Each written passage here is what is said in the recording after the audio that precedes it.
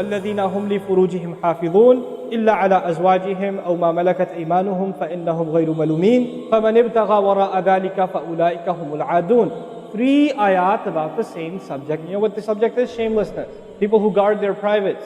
We live in the ultimately shameless world today. The world in which streaming videos off of any website are available on your mobile device. The age in which the pornography industry is a multi-trillion-dollar industry. The point of which, the agenda of which is to make sure every one of you is a consumer of filth in one way or another.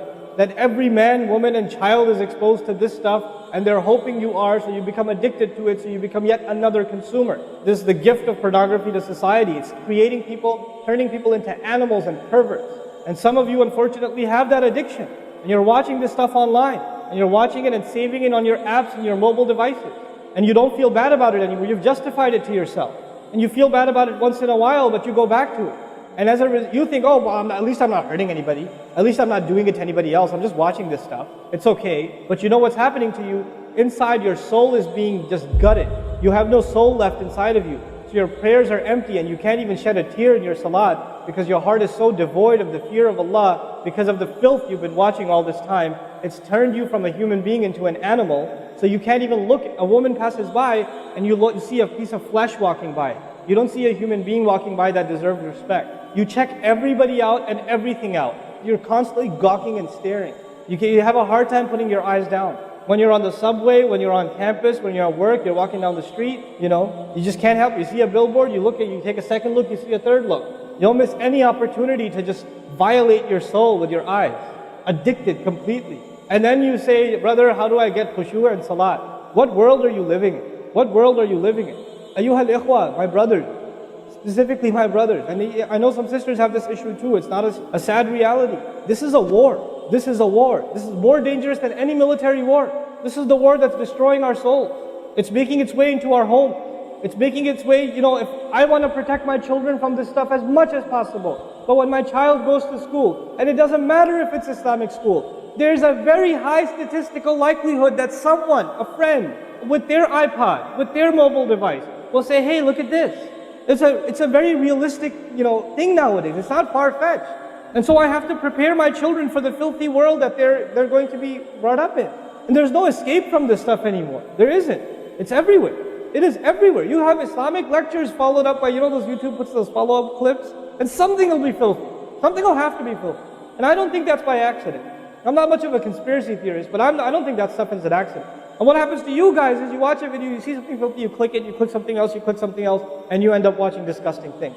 That's what happens to you. وَالَّذِينَ هُمْ لِفُرُوجِهِمْ حَافِظُونَ. Especially when it comes to their privates, they guard them. They guard their shame. Brother, what's the solution? Should I get married? Like the guy who asked the other day, how can I get married right now? No, guys, the solution is not marriage. Because if you're a pervert, then you're going to be a pervert after marriage too.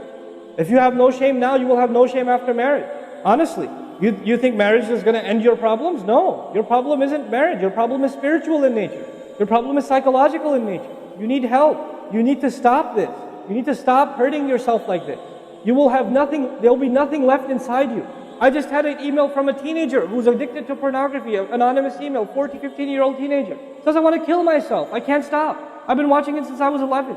My parents don't know. I read this stuff and I cry because he's not one. There's millions of Muslim kids like this. Millions of them. We have to help these people. We have to do whatever we can.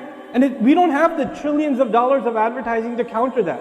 We don't. And it's not realistic for me to say Facebook, YouTube, Twitter, Internet, it's all haram. It's not realistic because it's a reality. It's as common as oxygen now. The only thing we can do is have a mature conversation about this and teach our youth to deal with this and navigate this and not fall into it. The elders that are here, stop watching Indian movies, man. Why are you sitting in a lecture talking about salat and the importance of salat and you don't guard your shame? Mother and daughter and husband and wife and sister sitting together watching whatever? God, come on, stop. وَالَّذِينَ هُمْ لِفُرُوجِهِمْ حَافِظُونَ. They guard their privates. But guarding your privates doesn't mean you don't commit zina. It means everything that leads to the temptation. Everything that leads to it. They watch it, they guard it. They know it's under attack. They know that their shame is under attack. They realize that their weakness is their urges.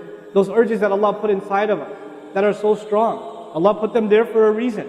He did. And every one of you have them. You don't have to, I don't have to have a dalil for you to have them. I know, the guys that are here.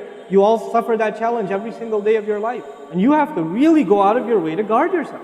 This passage is not about high goals. This is about the bare minimum. I told you that, right? This is the bare minimum, folks. The bare minimum is we guard ourselves from shamelessness. We wage a war within ourselves against that tendency. And I know some of you have tried to quit before and you go back. And you've tried to quit before and you go back again. And you go back again. And you keep falling into that trap. I know some of you have done that, and you're struggling with it. But don't give up on yourself. Don't give up on yourself. And whatever it takes, just don't be alone. Don't be by yourself. Be with good friends. Be outside. Study somewhere else. Go to the library and study. Go somewhere where other people are around. Because when you're by yourself, shaitan gets you. And if the fear of Allah isn't enough for you, at least the fear of other people will work for you. At least something's better than nothing. For those, I've said this in other talks before, for the parents here, if you have a computer in the house, please don't make it a laptop. Have a desktop in the house with a really big monitor. Get the biggest monitor you can find. Honest to God. And make sure your computer is in the kitchen or in the dining room. Don't put it in the living room. Don't put it in the kids' room. Don't put it in your bedroom. Put it in the dining room, facing the public. You want to do homework, do it over there. Though you can't move the monitor this way or that way. It's facing everybody. That's how you should have it. We have to take these precautions. Don't give your 11-year-old a smartphone. What were you thinking? That's not very smart. Don't give them a smartphone. Why am I seeing kids in Islamic school, 5th graders, with iPhone? With 4G, you know how dangerous that stuff is?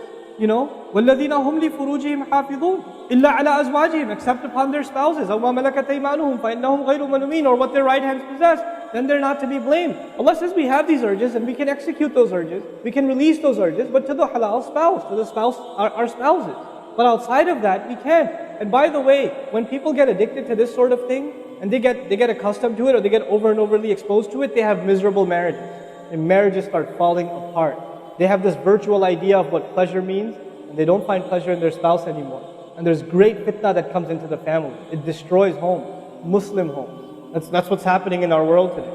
فَمَنِ ابْتَغَى وَرَاءَ ذَلِكَ فَأُولَٰئِكَ هُمُ الْعَادُونَ. The people who pursue anything beyond that, then they are the ones engaged in aggression. This is an act of aggression. Al-adawa in Arabic means animosity.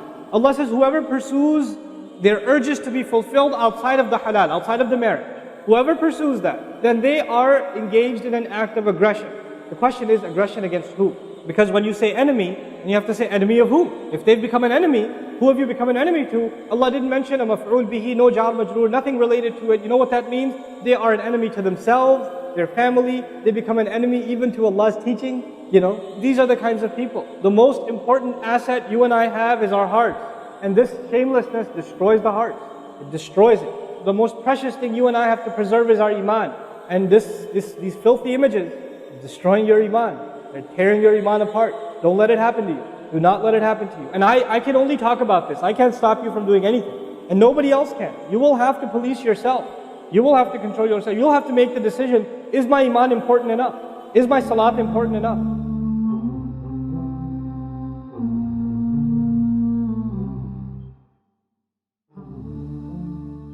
Are you tired of all these annoying ads on YouTube? Are you worried that a haram video might pop up? Well, the One Islam TV app is here to solve these problems, inshallah.